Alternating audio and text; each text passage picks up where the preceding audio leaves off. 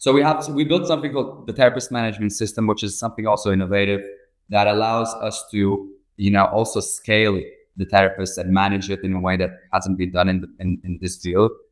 That allows them also to understand what am I and what do I need to do in order to grow within the eight levels that we built for them, hire, train, and then deploy them. So then the way that we built this is that some clients take a part of our workforce. The clinics take a part of the talent. The compounds take a part of it.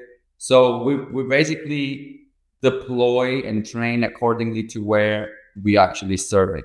All right, our guest today is Shift Clinic's co-founder and COO, Bruno Franca. He is based in Jeddah, Saudi Arabia. We actually met at the Health Optimization Summit in London, an incredible biohacking conference, and Shift Clinics is kind of the leader in that space in the Saudi region. With years of devotion, Bruno's mastered the art of physiotherapy, health and wellness, transforming countless lives across Saudi Arabia.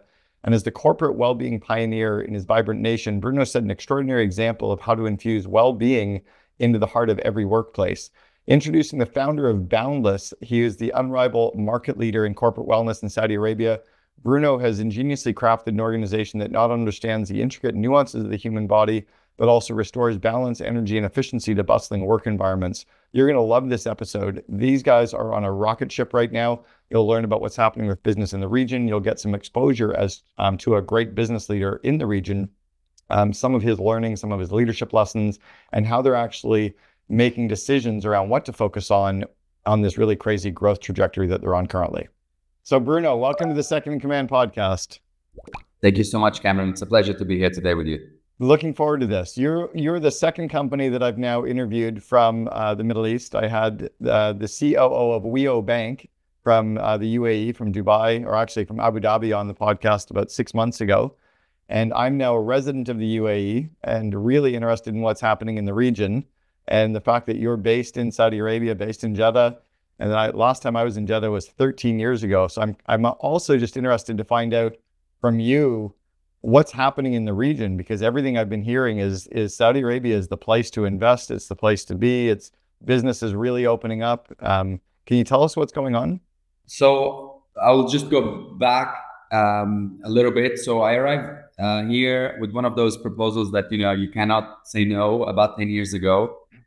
And before coming here, Saudi Arabia, sounds scary. You Google Saudi, nothing comes up.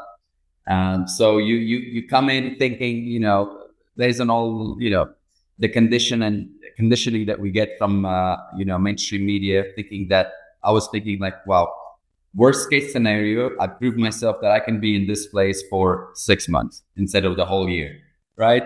And then I saw lovely people everywhere.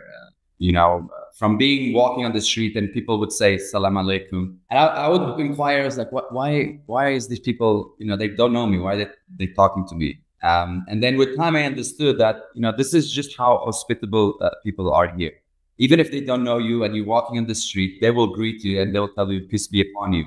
And the welcoming feel of random people, in the street really describes very much so the population here in Saudi Arabia. So I've been here for 10 years. I really love this country. I'm married to a Saudi, in fact. So I usually like to say that my heart is half Portuguese and half Saudi. So through the years, I've seen Saudi. I had the privilege to get a perspective from Saudi Arabia of how the world works and how the world talks about us, about this side of the world. And how ungrateful it is at many times, because it does not reflect really everything that happens here. So it's been since Mohammed bin Salman took the leadership of the country and set up a vision, the Vision 2030. The country has been making changes at a fast pace. So top down, he came in, he built a strategy that touches, all dimensions of the country, that where it is now and where it wants to be.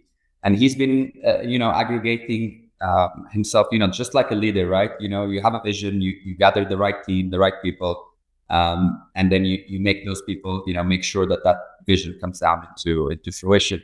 So a lot of changes and reforms socially, economically, in terms of business, finance. Every single component of a society was touched in a positive way. And as I say, there's no place to be in the next 10 years, 5, 10 years, in whatever sector you are, if it's not in Saudi. Because the vision is there, the resources are there, the demand is there, the market, is there, the need, the doors are open. So there's a very few moments I think in countries or economies that all of these factors align, and I think these are precursors for success. Well, based on that, and it's interesting because it's very similar to what I saw happening in the UAE and what I've seen really be successful in the UAE. Are you taking some of those ideas around vision and articulating the vision, having a very compelling vision, and then also creating the strategy and rolling that out internally? Are you doing that within Shift Clinics, within the business that you're growing? 100%. We are very much in line with many of the components of the Vision 2030 in terms of, there's a program called Quality of Life Program that really is focused in increasing physical activity in the country. Saudi has about 30 million people. 60% of them are under 36. 40% are obese.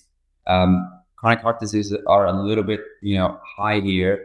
So there's a lot of behavior associated conditions that can only be changed if you change people's mindsets, and if you create infrastructure and services are created that then allow these people to benefit from them and create that change. And this is what we do pretty much. So 100%, it's a vision. It's a bold vision from the top that affects everybody at the bottom in terms of business or entrepreneurship.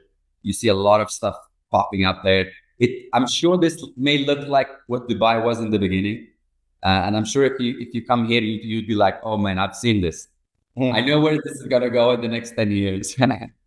Well, and I think that's the energy that I'm feeling there too. It's interesting that you also are half Portuguese. Portugal is going through that very similar kind of entrepreneurial growth, but they're not doing it with the whole vision and strategy perspective. They're more just attracting the right people into the region or into the country. And I think that goes back to what Jim Collins talks about. Get the right people on the bus, the wrong people off the bus, everybody in the right seats. It is about bringing the right people into the business and bringing the right people into the country. Let's talk about Shift Clinics for a second, the business that you're running. Can you walk us through what you do as a business, where you're going as an organization? For sure. Just to circle back to Portugal, we don't sell ourselves very well, and it's a shame because value for money. It's a country in Europe that you have a fantastic experience. You have talented people, but I guess as you said very well, it's about bringing the right people on board and kicking out the ones that actually and building a vision and a strategy and sell. Anyways, Portugal was in a dictatorship for so many years, and I think it's still imprinted a little bit in the society, and it's still a little bit shy. But everyone that goes there comes out thinking like, "Oh my God, I didn't know that this was so good," and the potential that is there, it's silly. So about Shift Clinics, so we're very rooted in helping the country and freeing people from pain. It's very simple. Enabling potential, and we have two sides to the business. We have our B2C, which is where we provide physical rehabilitation services, performance and visualized training programs. We have our wellness side, where we have everything that you can think of for health span. You think about the infrared saunas, cold plunges, DNA testing, oxygen therapy, ozone therapy, exercise with oxygen. So we take someone from injury to the fullest performance, and we navigate and help people go from one side of the spectrum to the other, or someone that may just come in at some point of the spectrum, someone that doesn't have any injury, but they want to increase their performance mentally, physically, and they feel so comfortable in our place that we are not a traditional gym. Our staff is mostly medical staff. So it's a place that it's stress free in order to improve performance in general. On our B2B side, we are the leading organizational health or corporate wellness provider in Saudi Arabia. We work with top companies here. You think about Red Sea Global, you think about Russian, you think about Bupa, the medical insurers, top multinationals, local brands. And what we do is we help companies. We understand what are the companies' levers for growth in terms of employee satisfaction, employee well-being, talent acquisition, retention, absenteeism, presenteeism.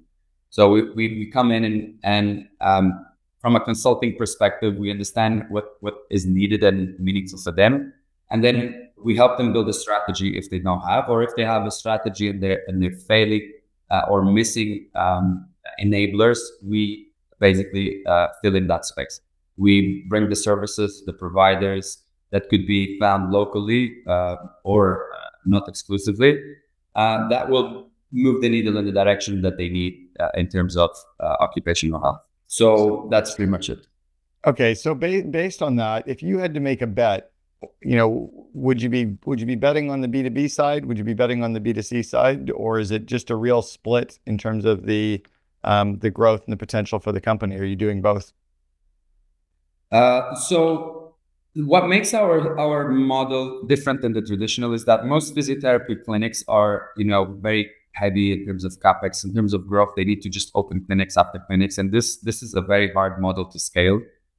Whereas we build on distribution, so our partners take the physiotherapists and we serve on their premises. So in each city we have one facility, but then we are providing services in so many different locations. So this allows me to get to 300 employees without having to open 30 clinics. And so our growth model is a little bit different. Our B2B is a way to actually funnel B2C. So my customer acquisition cost is virtually zero, because we are paid to go to companies to develop these programs that then channel customers down into our facilities, or customers to ask for our services at their home, at their compounds, at their offices. Yeah, I was interested. I was curious whether the people coming to your B2C locations were going to funnel back into corporate. So it can become a bit of a flywheel, or a bit of a push and pull on the marketing side. That's exactly what we were able to do, and it makes the model really different. Another layer that we have is we have a tech stack that we will build that is proprietary to us, that allows. So the big bottleneck of scaling traditional physiotherapy businesses is that it's hard to scale, because one physio becomes so good that then he leaves the company, and then it's a people's service. You connect with someone, and then if that person leaves, they will leave with you. The client leaves with you, and then this guy becomes so good, and then there's no transfer of knowledge. So we built a platform where actually everything is captured in the software from clients' preferences. So Cameron, you come to us in one city. For example, you may or may not be injured, but you might just do some regenerative or recovery session, and we are able to, on a session-to-sessions basis, capture the preferences of how Cameron likes his sessions, to the point that we become less therapist-centric and more service-centric. So in this way, I'm more oriented to the brand and what the brand gives in terms of delivery, rather than the therapist, which is a big shift in what traditionally things are happening to. And did you say how many locations you have? So we are in the three main cities, in Jeddah, Riyadh, and Khobar. But our partners, we have more than 50 partners. And then some partners, for example, a company might hire our physios to come to the company every Thursday, and then we see employees the whole day. We have Red Sea that we take care of 15,000 employees, their employees. And we have a full clinic there, and it's a service that is complementary for Red Sea employees. And we do all of this management for them. You have home care is a big bucket for us. And then we provide services So Riyadh specifically is a very congested city. No one likes to move away from their house to their work and from their work to their house, and they consume services in that direction, Mm. right? Um, so we were able to grow there through distributing through compounds. So each compound has 400 to 600 people, right? And they're distributed across Saudi and Riyadh. So our growth there was, okay, I need a physical representation of what my brand is, but for me to grow in the city, I'm going to have to grow by opening 10 clinics if I really want to capture the whole market. So we don't want to do that because that's not sexy and too heavy. So we were able actually to get the most exclusive compounds where top executives, footballers, etc. Our ICP is more located on, and then we serve at the convenience of their doorstep. All of the service that we would be able to provide from our facilities. So in this way, I'm much more agile. Interesting. So are you partnering with these compounds then? Are they kind of a co-owner, or are they more like operating like a landlord? How does it work?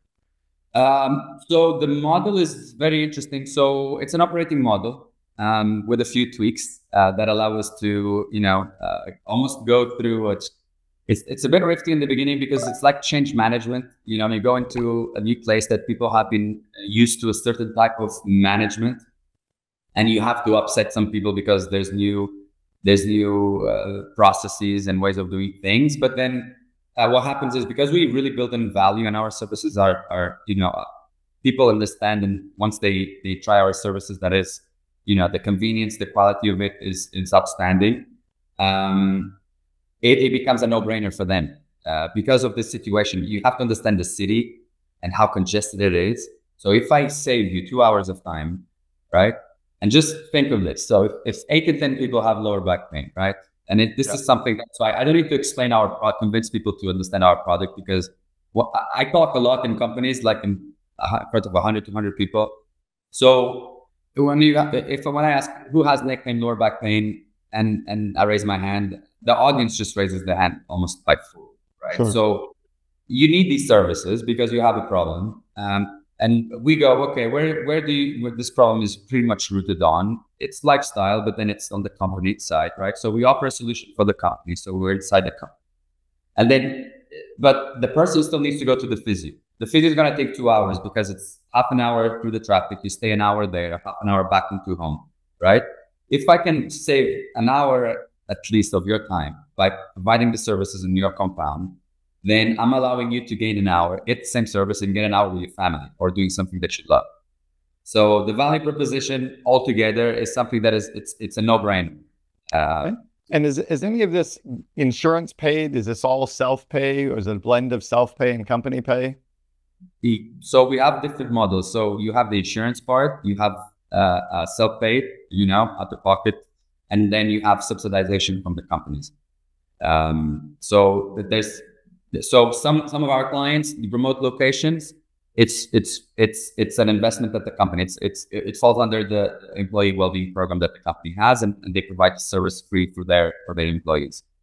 Some companies partially, or in our facilities, you have the insurance option, and then you have clients that pay out of pocket, especially for the ones that the system.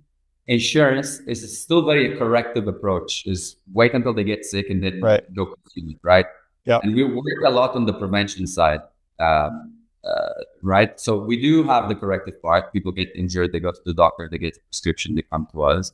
But we're pushing on a bucket that is it takes a little bit of time, but then once you understand it, once I take you from pain to performance, and then you're equipped with the a better mindset and understand that it's much better to prevent than to find a remedy for, then my lifetime value, actually the lifetime value of our customers, it's ridiculously different than most traditional physiotherapy clinics, because they just fix it and then they let them go. Right. And we go from fixing to the performance, to the exercise part, build capabilities, build capacity, and then the prevention part, right? So just the journey, it's so much interesting and so much valuable.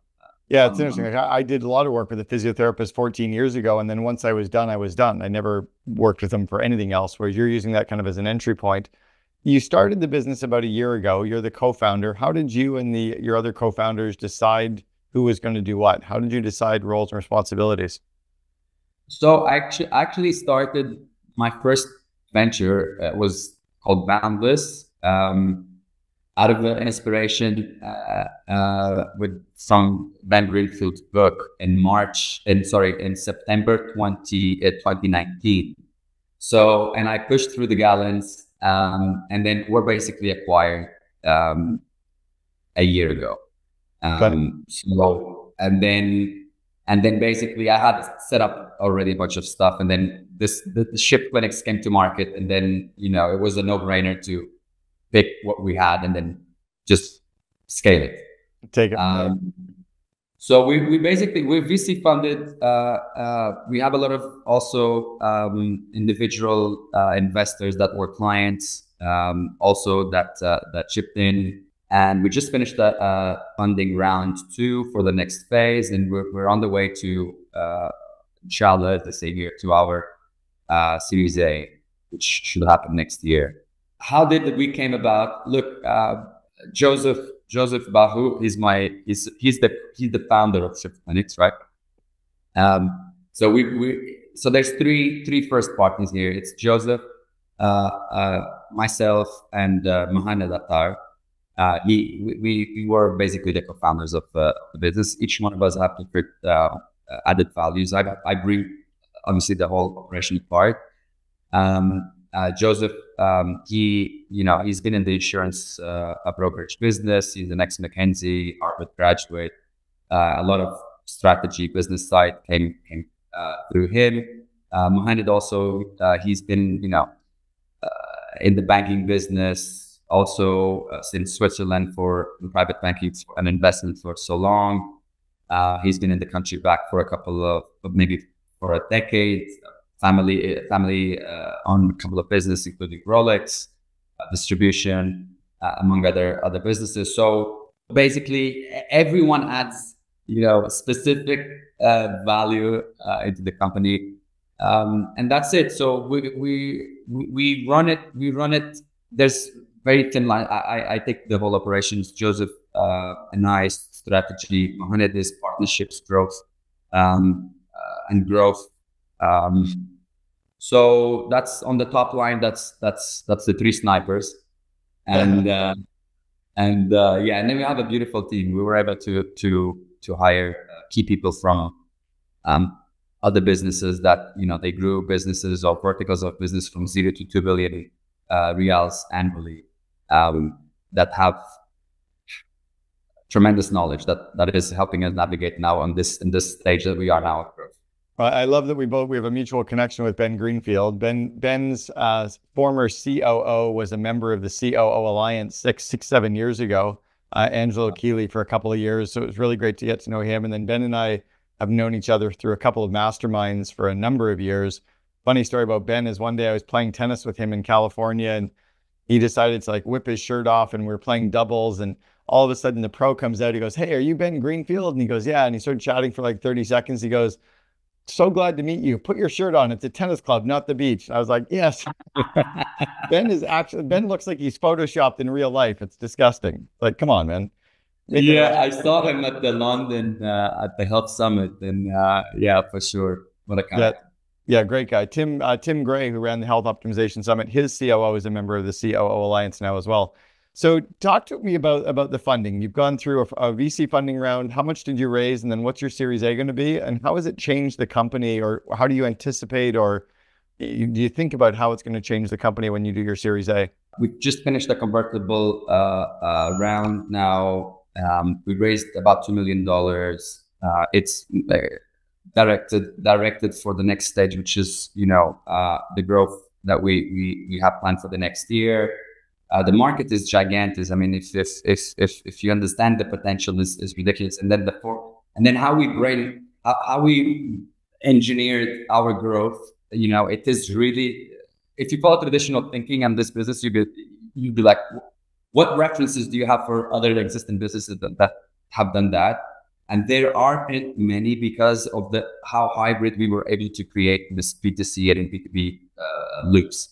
And the power really is there, because our customer acquisition cost doesn't it usually grows in time, and it's hard to scale, and because we have this B2B side, it's actually it lowers over time. So and we have this the whole digital part that we're setting up, the digital stack, the recommendation engines that we're building, whereby we're starting to work on AI led delivery and protocols and systems that we're developing. It is really something out of the world. Our advisory board, to give you an understanding, these people are they write the books in physiotherapy. They their interest is that you guys are building something that doesn't exist, and we understand how of a solution that is going to be, and we're interested in being involved, because we know that there's a space for that it hasn't been filled yet. So that's it. So there's a big pool. The market is hungry. There's not many providers. People's mindsets are changing. More and more people are thinking about how I can prevent and elongate and prolong life, and have great life as I prolong it. Our partners are very key in making the business successful and grow in the right direction, as well as the execution team, obviously. But the Series A, look, we will see. Again, a plan is a plan. These things you have to roll with the punches as the market kind of reacts to it. Let's see where we go. We're thinking about a 20 million mark at that stage. So there's a lot to do. But we're very excited. I'm curious about that. In the early stage, when you're in kind of this early stage and running as fast as you're running, and you're bringing money in, it can also be a little bit all about focus and focusing on the critical few things versus the important many. How do you and the two other snipers, how do the three of you decide, what to focus on now versus next quarter or 2 quarters out?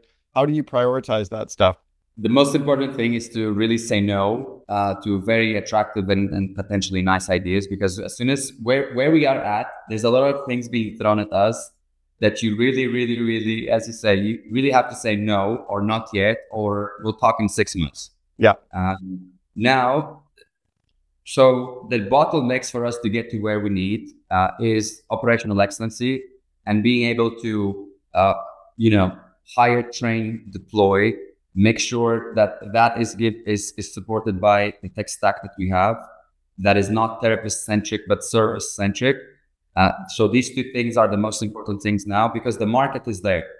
So the problem is there, the need is there, the providers are not there. They will be there. We have the first moves advantage because we have already the network, the relationships, and we've been working with the best companies in the country. I don't want to compete if possible. I like the Peter Thiel approach that competition's for losers. So as much as possible, I want to build a system. We're building a system that, it's anti-fragile or very resilient. So we're really focusing on that. It is, what do we need to be there? We need human talent. Okay. There is a lot of human talent here. The bottleneck is know-how. So we also have our advisors and the know-how coming from international sources being laid out into the tech infrastructure. Then that funnel of high talent needs to go through it, have the capacity to have the capabilities to deliver the services. We have it segmentized. So we have a segmentation where someone that comes with 1 to 3 years of experience, that's certain type of complexity of a service. And then as you grow in your capability and competencies, and then time. So we built something called the therapist management system, which is something also innovative that allows us to, also scale the therapists and manage it in a way that hasn't been done in this field. That allows them also to understand where am I and what do I need to do in order to grow within the eight levels that we built for them. So hire, train, and then deploy them. So then the way that we built this is that some clients take a part of our workforce. The clinics take a part of the talent. The compounds take a part of it. So we basically deploy and train accordingly to where we actually serve it, instead of just training people randomly.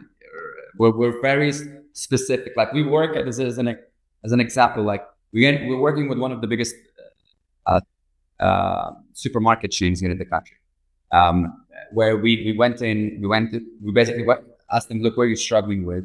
And then we went to the distribution center to basically understand that they had a high margin of errors, moving the boxes, the pickers, and, people have to go through freezers, come out of the freezers. And we reverse engineered, we attached their problems, the team all got together, and then we built basically capabilities specific for this client. And this is delivered, a lot of the physical health of this is delivered by the physiotherapist.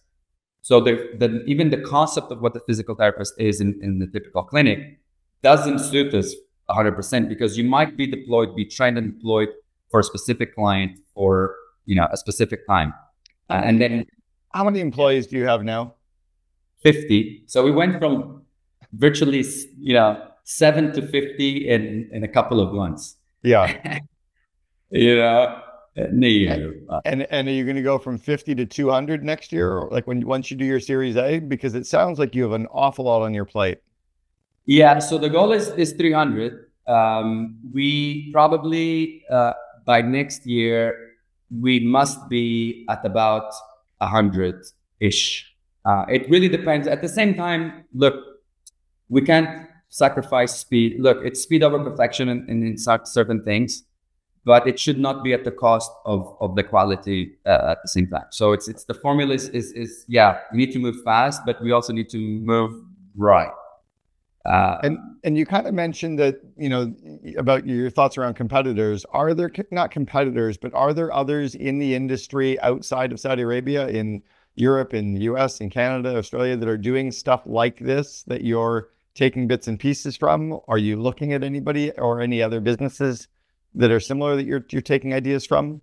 The problem it relies on most of these businesses become businesses, isolated businesses, instead of understanding that the power is in the integration. And a system becomes more robust once you bring all of these pieces together and you connect the dots. Mm-hmm. Because also from a workforce management perspective, what I can take from one employee by allocating him in different parts, giving capabilities, and he can serve 3 different distinct clients and problems, right? Yeah.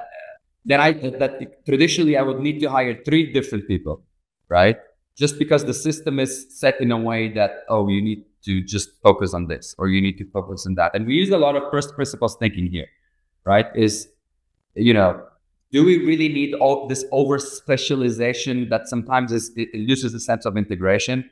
Or, we look at it from a different angle that then allows to be much more flexible. So ergonomics, generally, it's something that you have companies specialize in that. That's for a physiotherapist, and my background is in physiotherapy, by the way. So for a physical therapist, this is sine qua non knowledge, like biomechanics, looking to a problem and using biology and anatomy and biomechanics and physics. If you think in the right way, then you can reverse engineer and understand how to get there, or what is the optimal position, and then you use international benchmarks and international partners. But you can do much more than people usually do. And the thing is that these businesses alone then become fragile. But then if you bring them together, health and safety, ergonomics, the physiotherapy, the types of physiotherapy, how we're packaging into corporate wellness, how we make them become, for example, educators, and we discover big talent that, they like to do workshops, and then we specialize them, for example, in key things that we can provide. It becomes very, very, very robust. So there are companies out there. I do have influences in different things. But I think that we went from a world trying to look for over specialization to a world that requires more generalists. And I think generalist has a bad connotation, and I think this is really something that will change maybe the next coming years.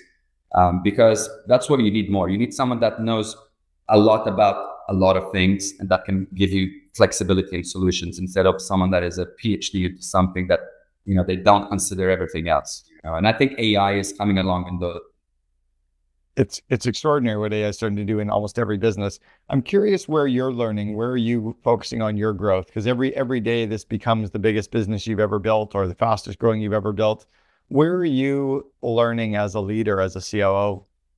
That's a good question. I'm currently actually going through. So I've never wanted to be a physiotherapist, a physical therapist, but it was a decision that I had to take at the time, and I always felt like this is not me, and I became good at it because it was the vehicle to get to what in my gut and in my heart and in my head, I knew that I was going to get, which is where I am now, where my true self-expression is coming out, in empowering people, giving them be contagious with my enthusiasm, with my leadership, finding solutions for big problems. So I knew I would get here. I just didn't know where, how, and how is that we're going to play out. So I've been learning over time with different people. I had a fantastic, example back home. At that time, I think I was just very mature and I didn't know how this was important. A couple of things were important at the time. So I left home very early. My father lives in Jersey, in England. So I used to spend my summers there. And then come basically for school in Madeira. And then at 23, I left. I'm 34 now. And I've been basically lucky, I would say, to have fantastic mentors around me. And mainly here in Saudi Arabia, to be honest, people that, went abroad, they're successful business people in different sectors. Plus, there's a guy that really I have to mention for the sake of it. Is my partner, the guy who actually gave me the first look at me and said, "You want to be a new lawyer, a business owner?" And his name is Dr. Mohammed Baghdad. He was the first one that, he told me, "Listen, you got to read 3 books. You read these 3 books, and then I'll put some money in your idea." In my first MVP. And those 3 books were Rich Dad Poor Dad, which was a depression. I was like, why is this not being given to kids in school? Yeah. Because it has some good stories, and it gives you a perspective of the world that I think it's important to have people exposed to that earlier. The second was Peter Thiel, 0 to 1, which was also another, I don't know if I can say bad words, but it was a mind F. I was like, wow, why didn't I know about this before? And then the other one was from Josh Kaufman, Personal MBA, which was like overwhelming. But it was like, oh, okay, so now I have all these tools, and then I have my reputation in the last 8 years. I'm going to transfer this into a brand, and I'm going to start deploying this, and then roll with the punches. So I got a lot of support, man. I have great people. I'm lucky to have great people, but I look for mentors abroad too. So I'm always learning. I'm doing a sales leadership course, which has been really cool because I had to, go naked in writing who I am, what I think of myself, what are my weaknesses, how to talk better with my people, how to, be a better leader, how to rewire myself. So I'm always looking for stuff. I went down into so many different subjects, from marketing, sales. And I think this is important because even if I'm not going to be the guy doing the job, I need to understand the language, and I need to be able to understand what he goes through, even from a certain layer. And then you go deep into what you need at certain times. So I'm always looking for knowledge. I'm always a very hungry person. I have maybe 5 different audio books that I go. I wake up at 5 a.m. So my days are gigantic. I wake up at 5 a.m. I'm running. I'm listening to marketing and leads generation books. And the next hour when I'm in my sauna, I come home and then I go to the sauna. And the sauna, that's 20 minutes. I might switch the topic, and then I go learn something new on a different topic, but that I want to know more. And then the people that I have around, these guys, they are men in the arena. They've been doing stuff for 20 years, man. A guy that built a vertical of 0 to 2 billion reals. He's seen stuff that is sometimes it's not written on a book, or I will never get it on a book. Yeah. So to have the right people around you, especially a young driver like me, it's paramount because the probabilities of failure are high, and I'm not afraid of failure. I just don't want to fail hard that the engine is damaged totally. Like you certainly are crushing it. You remind me of a CEO that I coached from Australia 10 years ago, even more than that now, probably more like 13 years ago. His name is Tristan. He built a company called the Physio Co. in Australia, and it went on to become the #1 company to work for in Australia. And he talks like you, he's smart like you, he's go like you, it's learning constantly. Yeah, it's cool. You're on the right track for sure. I want you to go back and give yourself some advice. I want you to go back to the 22-year-old, 23-year-old Bruno, just kind of moving out on your own. What advice would you give the younger you that you know to be true today? I'm still working on stuff really that I think I would give. I'm still dealing with things that I haven't forgiven of people very close to me that I think that I'm still processing. Like relationship with my father, it was something like it's still, it's still something that I need to do something about it, because we basically stopped talking for I don't know 16 years, and it was a forced thing, and it was something that it was still suppressed in me. So I actually had to actively keep it and remember that I need to stay or process this in this way. And I made a shift when I started, 3 years ago, 4 years ago, my first business. I knew how much that was limiting my full self-expression, and I knew I needed to talk to my father after 16 years and tell him, listen, I don't know how to talk to you. I still love him, but 16 years without talking with someone that you really loved, it's tough. But I knew I needed to free myself of that and say, look, I don't know what's going to look like forward from here, but I need to say either sorry or tell you that I forgive you, or liberate myself from this suppression.